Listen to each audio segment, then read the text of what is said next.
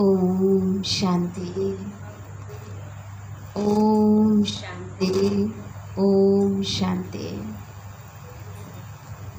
आज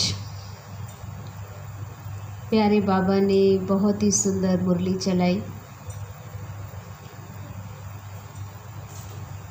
बाबा ने आज बहुत ज़्यादा ध्यान खिंचवाया हमारा कि बच्चे,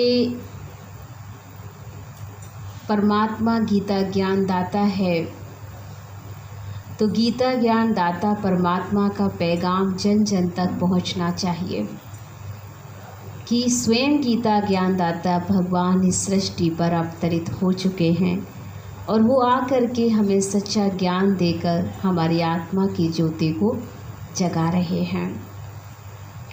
दूसरा, बाबा ने हमें ध्यान खिंचवाया कि भक्ति में जैसे एक परिक्रमा की रस्म बनी हुई है, जहाँ पर शास्त्रों को लेकर के सिर पे रख कर या गाड़ी में रख कर के परिक्रमा करते हैं। गुरुद्वारे में भी गुरुवाणी को भी अमृत वेले परिक्रमा करते हैं, क्योंकि शास्त्रों को ही बहुत महत्व दिया गया है। और साथ साथ ये भी दिखाते हैं कि इन शास्त्रों को खास भगवान का स्वरूप माना जाता है, तो एक तरीके से चारों तरफ परिक्रमा लगाकर उनकी पूजन करके उनको फिर रखते हैं। तो बाबा कहते हैं ये सब कुछ जो हो रहा है भक्ति में, ये बच्चे तुम्हारा ही यादगार है। तुमने ही भक्ति में परिक्रमा लगाया है।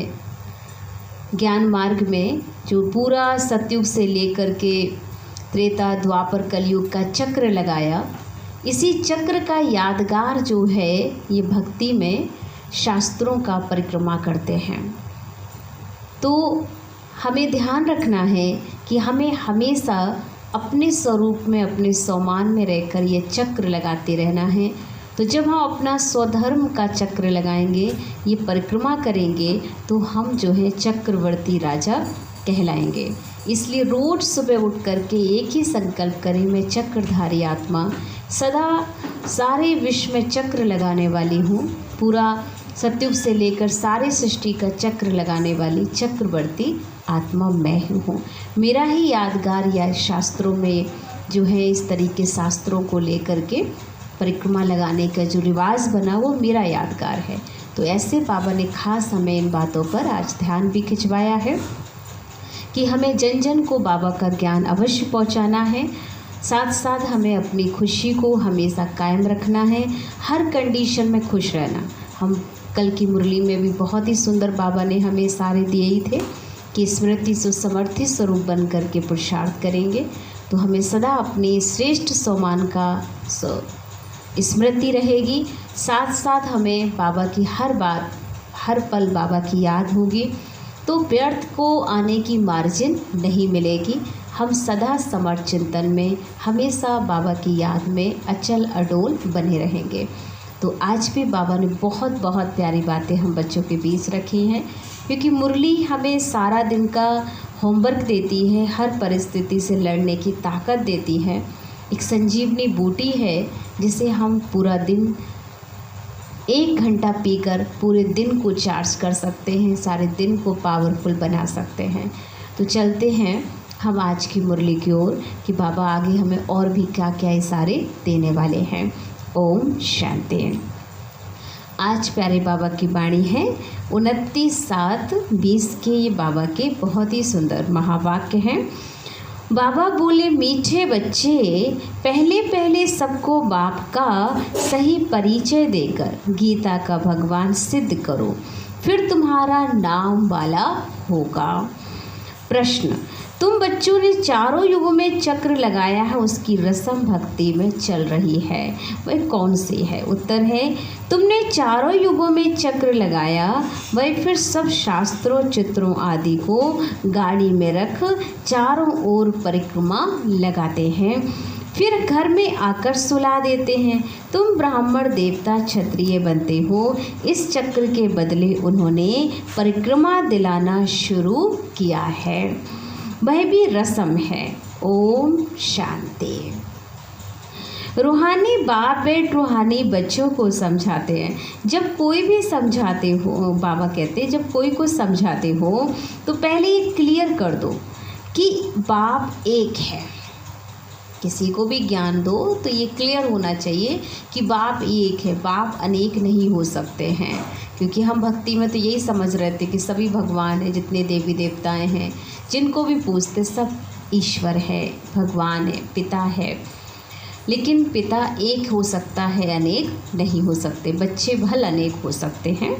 तो पूछना नहीं है कि बाप एक है व अनेक हैं। ऐसे तो फिर अनेक कह देंगे। कहना ही है बाप रचता गॉड फादर एक ही है, वह सब आत्माओं का बाप है। पहले ऐसे भी नहीं कहना चाहिए कि वह बिंदी है, इसमें फिर मूंझ पड़ेंगे। पहले तो ये अच्छी रीति समझाओ कि दो बाप हैं, लौकिक और पारलौकिक। लौकिक तो हर एक का होता ही है, लेकिन उनको कोई खुदा कोई गॉड कहते हैं, है एक ही, सब एक को ही याद करते हैं। तो पहले यह पक्का निश्चय कराओ कि फादर एक है, स्वर्ग की रचना करने वाला एक है। वह यहाँ आएंगे स्वर्ग का मालिक बनाने, जिसको शिव जयंती भी कहते हैं। शिव जयंती माना शिव बाबा का शिवरात्रि पर, अज्ञानता रूपी रात्रि पर अवतरण होता है और आकर के हमारी आत्मा की ज्योति जगाते हैं। ये भी तुम बच्चे जानते हो, स्वर्ग का रचता बाप भारत में ही स्वर्ग रचते, जिसमें देवी देवताओं का ही राज होता है। तो पहले बाप का ही परिचय देना है। उनका नाम है शिव, शिव अर्थात सदा कल्याणकारी। गीता में भगवानो वाच्य है ना। पहले तो यह निश्चय कराएं, लिखा लेना चाहिए, गीता में है भगवानो वाच्य। मैं तुमको राजयोग सिखाता हूँ, अर्थात नर से नारायण बनाता हूँ। ये कौन बना सकते हैं, ज़रूर समझाना पड़े। भगवान कौन है वह फिर यह भी समझाना होता है। सतयुग में पहले नंबर में जो लक्ष्मी नारायण है, ज़रूर वही 84 जन्म लेते होंगे। पीछे फिर और धर्म वाले आते हैं, उनके इतने जन्म हो ना सके, पहले आने वालों के ही 84 जन्म होते हैं। सतयुग में तो कुछ भी सीखते नहीं, ज़रूर संगम पर ही सीखते होंगे।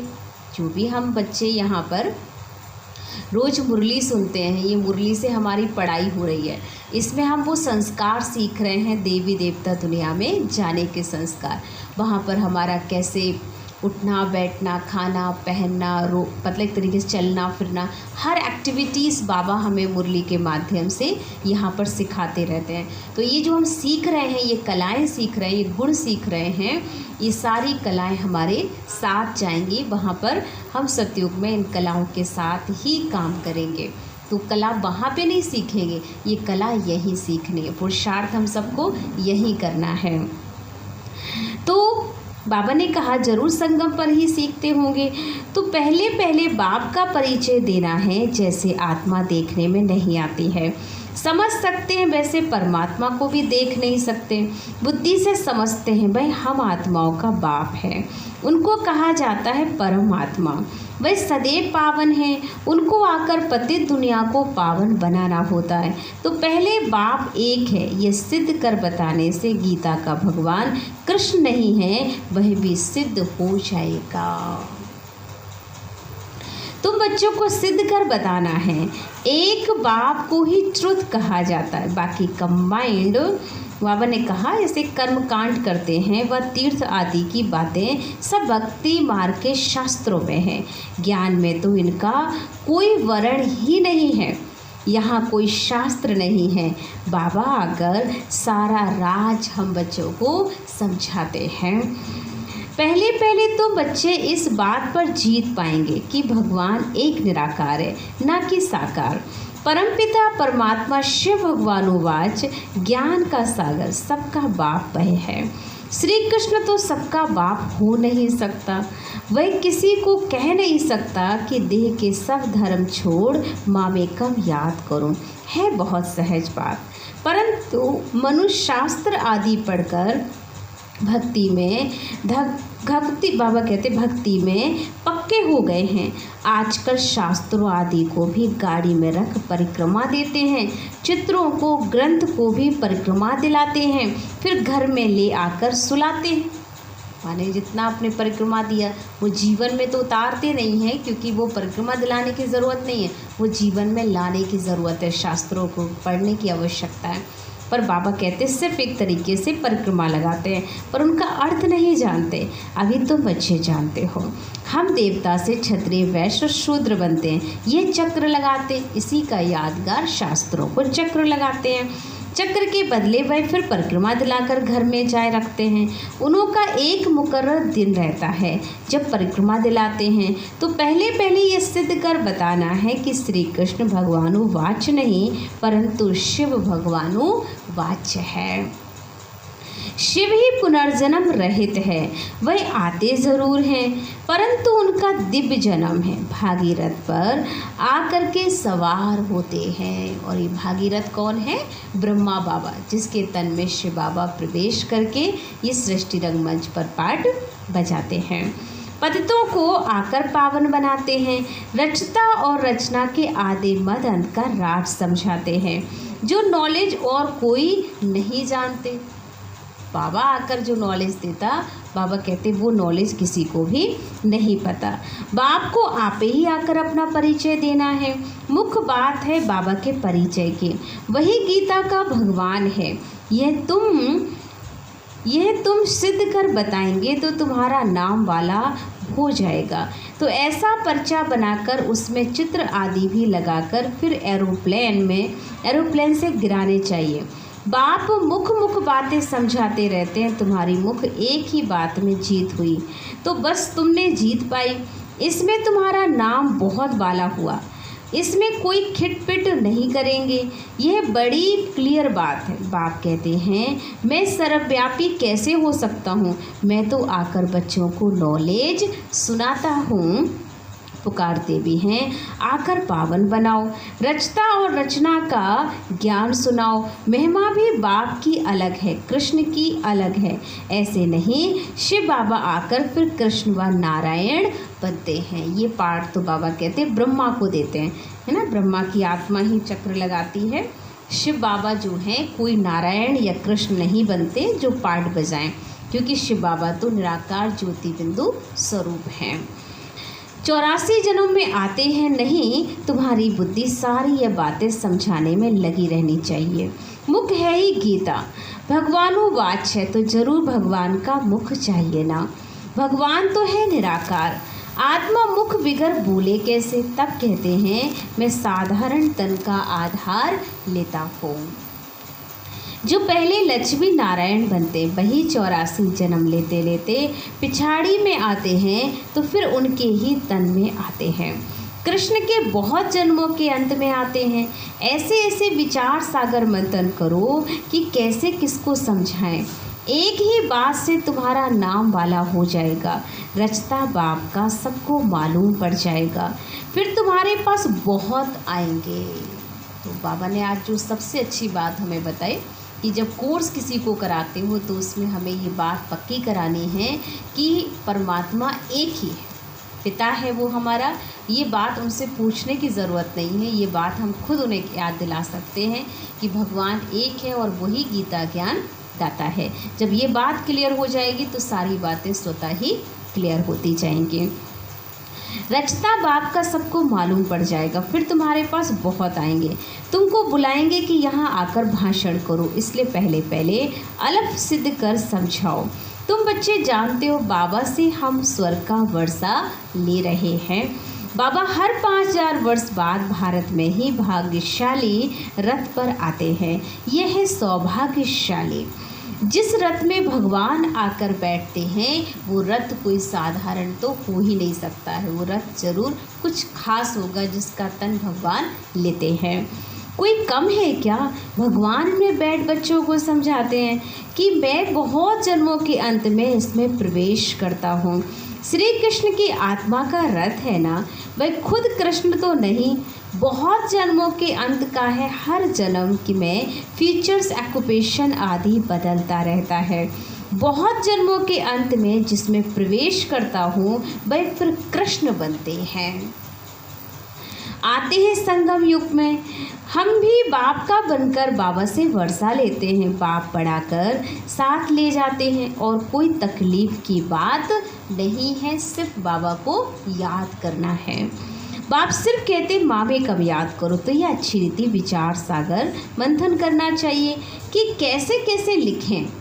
यही मुख्य मिस्टेक्स है जिस कारण ही भारत अनराइटियस, इरलिजियस और इंसॉल्वेंट बना है।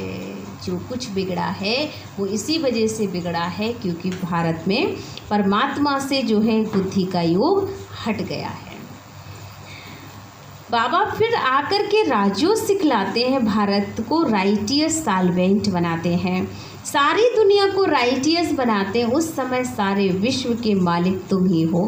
कहते हैं ना, wish you long life and property. बाबा आशीर्वाद नहीं देते, सदा जीते रहो।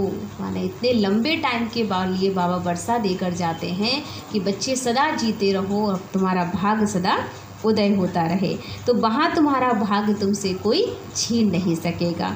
ये साधु लोग कहते हैं अमर रहो। तुम बच्चे समझते हो अमर तो जरूर अमरपुरी में ही हो सकते हैं, यहाँ हम लॉन्ग लाइफ जी नहीं सकते हैं। मृत्यु लोक में फिर अमर कैसे कहेंगे। तो बच्चे जब मीटिंग आदि करते हैं तो बाप से राय पूछते हैं। बाबा एडवांस राय देते हैं, सब अपनी अपनी राय लिख भेजे, फिर भले इकट्ठे भी हो। राय तो मुरली में लिखने से सबके पास पहुंच सकती है। 2-3 हज़ार खर्चा कर बच जाए, इन 2-3 हज़ार से तो 2-3 सेंटर खोल सकते हो। गांव गांव में जाना चाहिए चित्र आदि लेकर के। तो ऐसी राय निकालो जिससे सेवा भी हो जाए और यक्की बाबा कहते बचत भी हो जाए। तो इस तरीके से बाबा ने कहा आपको क्या करना है, सेवा करनी है, जन जन को ये पैगाम पहुंचाते रहना है। तो बाबा कहते ऐसी राय निकालो कि सभी को ये पैगाम पहुंच जाए। तो तुम बच्चों को जास्ती इंटरेस्ट सूक्ष्म वतन की बातों में नहीं होना चाहिए। ब्रह्मा विष्णु शंकर आदि चित्र हैं तो इस पर थोड़ा समझाया जाता है। इन्हों का बीच में थोड़ा पाठ है। तुम चाहते हो मिलते हो, बाकी और कुछ है नहीं, इसलिए इसमें जास्ती इंटरेस्ट लेने की ज़रूरत नहीं है। सूक्ष्म वतन में ज़्यादा बाबा कहते कोई पार्ट नहीं, स्थूल वतन और मूल वतन का ही सारा ड्रामा में खेल है। इसलिए हमें सबसे ज़्यादा ध्यान अपने मूल वतन, अपने घर चलने पे ध्यान देना चाहिए और अपने स्थूल वतन में क्या एक्टिविटीज़ करनी है उस पर फोकस करना चाहिए। बाकी सूक्ष्म वतन में ज़्यादा इंटरेस्ट लेने की आवश्यकता नहीं है। ये तो सिर्फ एक खेल पाल है। यहाँ आत्मा को बुलाया जाता है, उनको दिखाते हैं। कोई कोई आकर रोते भी हैं, कोई प्रेम से मिलते हैं, कोई दुख के आंसू बहाते हैं। ये सब ड्रामा में पार्ट है जिसको चिटचैट कही जाए। वो लोग तो ब्राह्मण में कोई की आत्मा को बुलाते, फिर उनको कपड़ा आदि पहनाएंगे। अब शरीर तो वह खत्म हो गया, बाकी पहनेंगे कौन। तुम्हारे पास वह रस्म नहीं है, रोने आदि की भी यहाँ बात नहीं है। तो ऊंच से ऊंच बनना है, वह कैसे बने, ज़रूर बीच में संगम युग है। जब पवित्र बनते तब एक बात सिद्ध करेंगे तो कहेंगे ये तो बिल्कुल ठीक बताते हैं। भगवान कभी झूठ थोड़ी बता सकते। फिर बहुतों को प्यार भी होगा, बहुत आएंगे। समय पर बच्चों को सब पॉइंट्स भी मिलती रहती हैं। पिछाड़ी में क्या क्या होना है वह भी देखेंगे। लड़ाई लगेगी, बॉम्ब्स छूटेंगे, ये सब सीन अंतिम समय आने ही है। पहले मौत है उस तरफ, यहाँ तो रक्त की नदियाँ बहनी हैं। फिर घी दूध की नदी, पहले पहले धुआं विलायत से निकलेगा, डर भी वहाँ है। कितने बड़े बड़े बॉम्ब्स बनाते हैं, क्या क्या उसमें डालते हैं जो एकदम शहर को भी खलास कर देते हैं। इतने बाबा कहते हैं हैवी बॉम्ब्स बनाते हैं कि एक बॉम्ब से पूरा पूरा शहर भी नष्ट हो सकता है। कितना धुआं निकलता। यह भी बताया है किसने स्वर्ग की राजाई स्थापन की। हेवनली गॉड फादर ज़रूर संगम पर ही आते हैं। तुम जानते हो अभी संगम है, तुमको मुख्य बात समझाई जाती है। बाबा के पास आए हो बाबा की याद में, जिससे ही पाप कटेंगे। भगवान जब आया था तो कहा था माँ में कब याद करो तो तुम सतो प्रधान बन जाएंगे, मुक्ति धाम में जाएंगे। फिर पहले से लेकर चक्र रिपीट होगा, डिटिज्म, इस्लिज्म, बौद्धिज्म। तुम स्टूडेंट की बुद्धि में सारी नॉलेज होनी चाहिए कि कब कौन धर्म कब आया, कब पाठ बजाया और फिर कब हमें घर जाना है। खुशी रहती, हम कितनी कमाई करते हैं। यह अमर कथा अमर बाबा तुमको सुनाते, तुम्हारे अनेक नाम रख दिए हैं। मुख पहले पहले डिटिज्म, फिर उसकी वृद्धि होते होते झाड़ बढ़ता जाता। अनेक अनेक धर्म अनेक मतें हो जाती हैं। ये एक धर्म एक श्रीमत से स्थापन होता है, दैत्य की बात नहीं है। ये रूहानी नॉलेज रूहानी बाप बैठ समझाते। तुम बच्चों को खुशी में भी रहना चाहिए। भगवान जो सुना रहा है, इस बात की हमें बहुत खुशी होनी चाहिए कि बाबा ने हमें सारे ड्रामा का आदि मध्य अंत पहले से ही समझा दिया है। इसलिए कोई भी सीन देखकर हम कभी डिस्टर्ब हो ही नहीं सकते हैं। तुम जानते हो बाबा हमको पढ़ाते, तुम अनुभव से कहते हो, तो ये शुद्ध अहंकार रहना चाहिए कि भगवान हमको पढ़ा रहे हैं और क्या चाहिए। जबकि हम विश्व के मालिक बनते हैं तो खुशी क्यों नहीं रहती है। यह निश्चय में कहाँ संशय है, बाप में संशय लाना नहीं चाहिए। ये भी बहुत बड़ी कमी है। जिन्हें भगवान पर विश्वास नहीं बैठ रहा है तो ये भी कोई पूर्व जन्म का कार्मिक काउंट है। जिन्हें भगवान पर संपूर्ण निश्चय हो गया और भगवान पर अपना सब कुछ निछावर कर दिया, वो बहुत भाग्यवान कोटों में कोई महान आत्माएँ हैं जिन्होंने समय पर भगवान को पहचान लिया है। तो बाबा कहते हैं बाप में संशय नहीं लाना चाहिए, माया संशय में लाकर भुला देती है। बाबा ने समझाया माया आँखों द्वारा बहुत धोखा देती है। अच्छी चीज़ देखेंगे दिल बित बित करेगी खाएं, आँखों से देखते हैं तब क्रोध आता मारने लिए ना। बाबा कहते हैं दुनिया में टेस्ट इतना जीव का हो गया है कि कहीं ना कहीं अपने पे कंट्रोल नहीं होती है, तो अंदर ही अंदर दिल होता रहेगा कि मुझे ये चीज़ मिल जाए। देखे ही नहीं तो फिर मारे कैसे, आँखों से देखते तब लोभ मोह भी होता है। मुख धोखा देने वाली कौन है, हमारी आँखें। ये आँखें हमें बहुत ऊंचाई पर भी लेकर जा सकती हैं और ये आँखें हमें बहुत नीचाई पर भी ले जाती हैं। इसलिए आँखें ही बहुत धोखेबाज कही गई हैं, इन पर पूरी नज़र रखनी चाहिए। आत्मा को ज्ञान मिलता है तो फिर क्रिमिनलपना छूट जाता है। ऐसे भी नहीं आँखों को निकाल देना है तुम्हें, तो क्रिमिनल आई को सिविल आई बनाना है। उसे निकालने से कुछ नहीं होने वाला है कि सूरदास की तरह हम सोचे कि हम अपनी आँखें ही निकाल दें क्योंकि आँखें सही नहीं है, धोखा देती हैं। तो वो तो बाबा ज्ञान में कहता नहीं है, क्योंकि आँखें अंदर के संकल्पों से काम करती। जब हमारे मन में कोई विचार आता है तभी वो आँखों से हमारा देखने का नज़रिया बदलता है। इसलिए जैसी हमारी अंदर की वृत्ति होगी वैसी हमारी दृष्टि होगी, और जैसी हमारी दृष्टि होगी वैसी हमारी सृष्टि होगी। तो शुरुआत हमें अपने संकल्पों के परिवर्तन की करनी है, ना कि आँखों को फोड़ने की बात रखनी है। ये तो स्थूल बातें हो जाती हैं, इसलिए सिविल आई हमको बनाना होगा।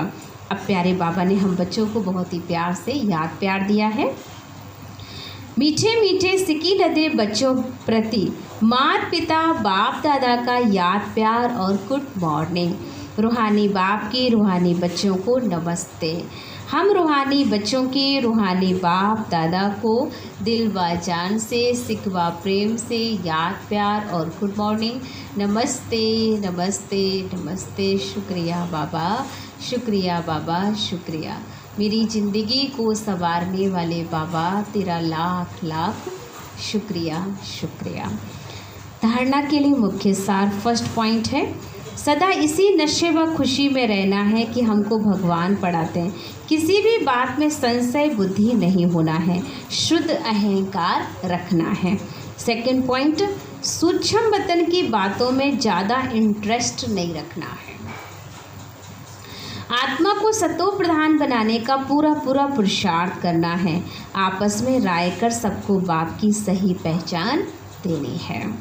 वरदान, संगम युग के महत्व को जान, एक का अनगिनत बार रिटर्न प्राप्त करने वाले सर्व प्राप्ति संपन्न भव। स्पष्टीकरण, संगम युग पर बाप दादा का वादा है 1-2 लाख लो, 1-2 लाख लो।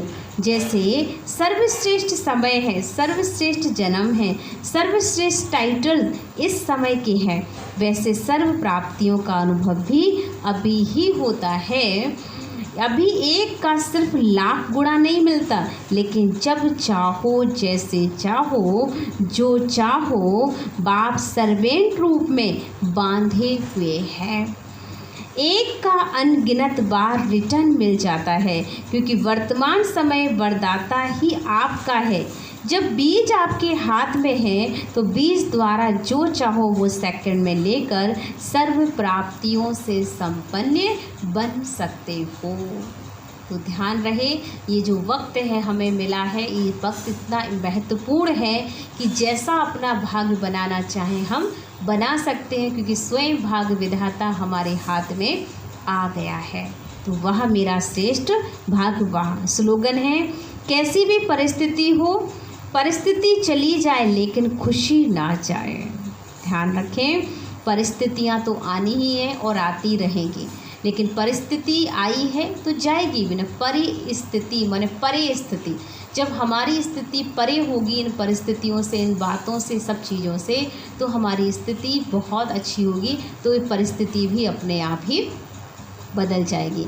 तो हम पर माने दूसरों की अवस्था को देखकर अपनी स्थिति को हिलाना, ये हमारी कमजोरी है, ना कि दूसरे सामने वाले की जो परिस्थिति लाया है उसकी कमजोरी है। तो हमें क्या ध्यान रखना है, कैसी भी परिस्थिति हो, परिस्थिति चली जाए लेकिन हमें अपनी खुशी को गायब नहीं होने देना है। क्योंकि जो समय चल रहा है, ऐसे टाइम पर बहुत प्रकार की बातें आ सकती हैं, लेकिन उन बातों में भी हमें अपनी स्थिति को सदा एक रस बना के रखना है, बाबा के साथ अनुभव करना है, तो कभी भी कोई परिस्थिति वाली बातें हमें डिस्टर्ब नहीं करेंगे। तो आज का हम अभ्यास भी बहुत ही सुंदर बाबा ने हमें संगम युग पर दिया है। तो यही अभ्यास रखेंगे कि कुछ भी हो लेकिन हमें अपनी स्थिति को हिलाना नहीं है, और स्वयं भाग्य विधाता हमारे हाथ में आ चुका है, तो वह मेरा श्रेष्ठ भाग्य वहाँ। तो इसलिए मैं बहुत भाग्यवान हूँ, क्योंकि भाग्य विधाता मेरे हाथ में है, मेरे साथ है। तो हमें कभी भी डिस्टर्ब होने की कोई ज़रूरत नहीं है। ठीक है, तो चले हम सब बाबा की याद में 3 मिनट के लिए बैठेंगे और यही संकल्प करेंगे कि वह मेरा श्रेष्ठ भाग्य, जो स्वयं भाग्य विधाता ने मुझे भाग्य बनाने का खुद कलम दे दिया है, मैं जैसा अपना भाग्य बनाना चाहूँ बना सकता हूँ। तो सभी रिलैक्स पोजीशन में कुछ पल के लिए अपने स्वधर्म में टिक जाएं। देखें अपने मस्तक सिंहासन पर मेरे भाग का सितारा मस्तक पर चमक रहा है। वह मेरा श्रेष्ठ भाग्य, वह स्वयं भाग्य बनाने वाला इस सृष्टि का बीज मेरे हाथ में आ गया है। कितना ना मैं अपने भाग के गुणगान गाऊं। वह मेरा श्रेष्ठ भाग्य, मैं बहुत भाग्यवान हूँ। बाबा ने मुझे सृष्टि का आदि मध्य अंत का ज्ञान देकर मुझे चक्रवर्ती बना दिया है। सारे कल्प का चक्र लगाने वाला मैं चक्रवर्ती बन गया हूँ। बाबा का हाथ अपने सिर पर महसूस करें और खो जाए कुछ पल बाबा की याद में समा जाए। स्वयं भगवान का हाथ मेरे सिर पर है। वह मेरा श्रेष्ठ भाग्य, वह